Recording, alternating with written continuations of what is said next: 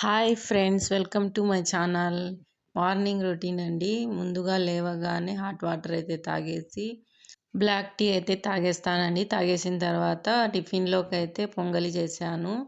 ఇది పొంగలి మామూలుగా అయితే 2 గ్లాస్ బియ్యానికి 1 గ్లాస్ పెసరపప్పు వేస్తారు. నేను అలా కాదు, పెసరపప్పు ఎక్కువ వేసుకొని బియ్యం తక్కువగా వేసుకుంటానండి.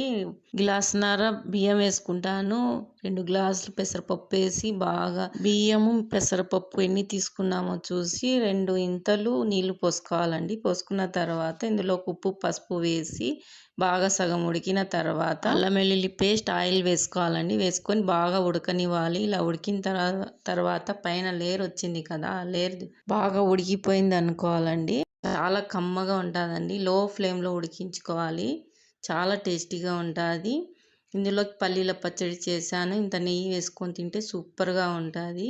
మీకు పల్లీల చట్నీ రెసిపీ ముందు వీడియోలో ఉంది, కావాలంటే చూడండి. ఆ తర్వాత పక్కనైతే పప్పు పెట్టేశాను, రైస్ కడిగి పెట్టేశాను. పప్పు ఉడుకుతుంది, రైస్ అయితే ఉడికిపోయింది. వంకాయ పప్పు అయితే చేశానండి. పప్పు అయితే పోపు పెట్టుకోవాలి. లంచ్లోకి చేస్తున్నానండి పప్పు రైస్ అయితే.